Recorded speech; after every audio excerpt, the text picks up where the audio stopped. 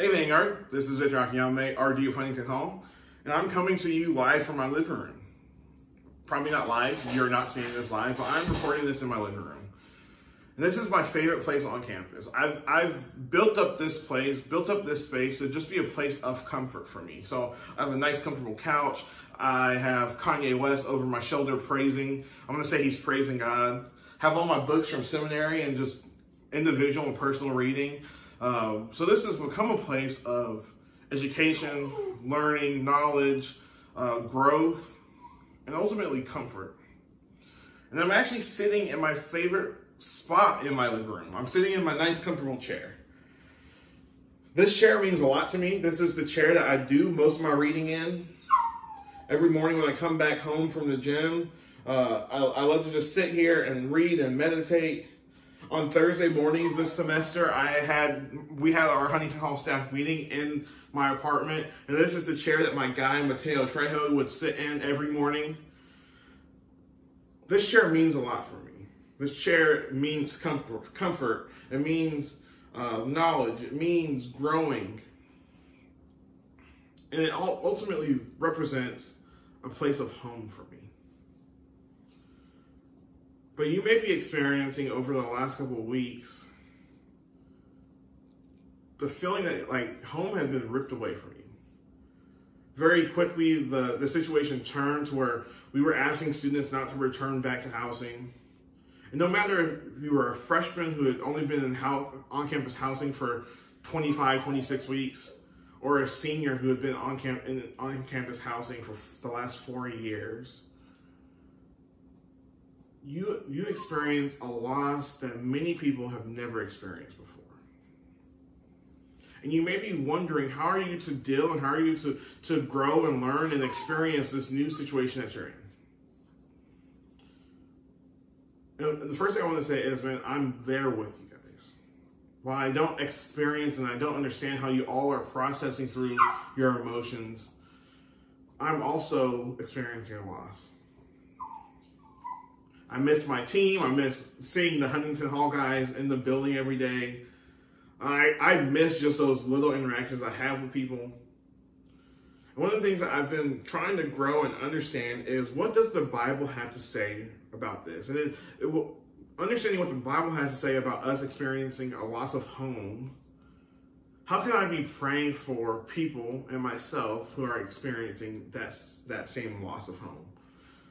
So I just want to take us very quickly to two different passages in the Bible and then challenge us at the end of this video. So the first passage I want us to look at is in 2 Corinthians chapter 5, verses 1 and 2. That passage reads, "For we know that if the tent that is our earthly home is destroyed, we have a building from God, a house not made with hands and eternal in the heavens. For in this tent we groan, longing to put on our heavenly dwelling." So the first thing I want us to see in this passage is that, man, it's all right for us to groan through this loss of home. I think we're all fully coming to the knowledge that the world is a broken place. One of the things that has been breaking my heart, but I just can't seem to stop myself from doing this every day, is checking the numbers on the pandemic. How many cases are happening in the United States? How many people have died from this pandemic, who have died from this virus? And seeing those numbers, I am mourning the loss of life. I'm mourning the fact that people aren't able to go see their grandparents. My best friend lives in North Carolina. They're about to give birth to their first child. I'm mourning the fact that her parents can't be there with them at the hospital. This virus is causing a lot of us to hurt and experience things that we've never experienced.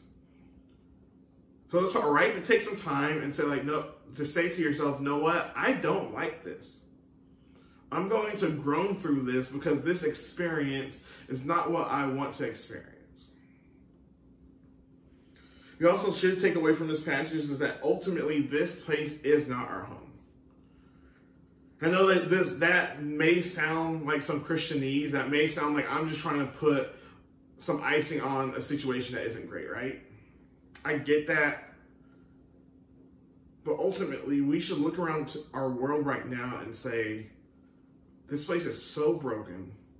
This place is so filled with hurt and pain.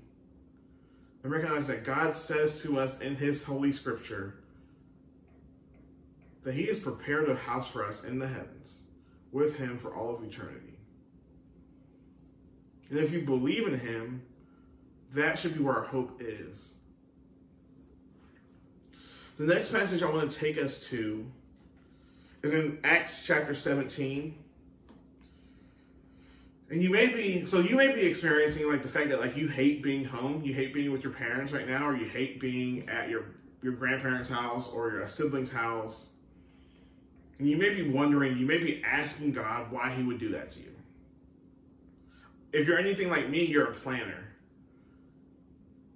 You have every step of the way figured out. You know how you're going to do there. You know the timeline you want to do it. And if you're living in on-campus housing, you planned on being here for at least till the end of May or the beginning of May.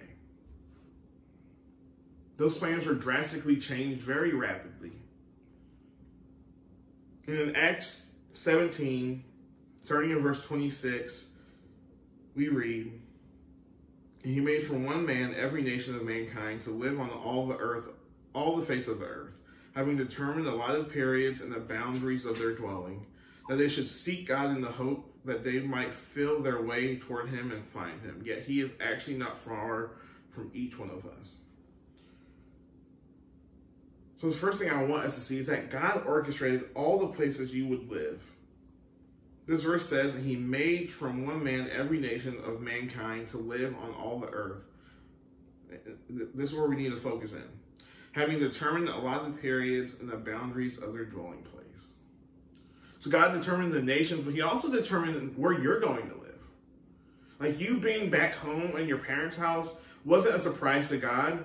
Coronavirus, COVID-19 didn't come out of some left field situation that caught God off guard and he had to scramble. No, he knew from the beginning of creation, he knew from the beginning of time that this was going to happen. He knew that he was going to be sending you back to the place that you're presently calling home.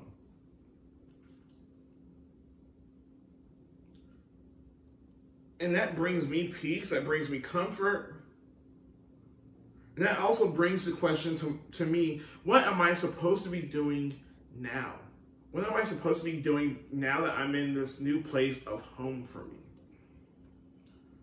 We're hopeful to have you all back in August. But what are you going to be doing in these next 4 months between April and August? Are you just going to sit on your hands, or are you going to get in the game? Are you going to have the conversations with your family members that you need to have? Are you going to have the conversations with friends that you need to have? Are you going to allow yourself the time to be present to yourself? Some of y'all have been going 1,000 miles per hour, trying to strive for success, and you may just need to take the time to just slow down. My challenge to you is not to let this next 4 months slip past you. Use it effectively. Use it for the kingdom. Use it for your own personal growth. Use it to allow yourself to have rest that you've never experienced.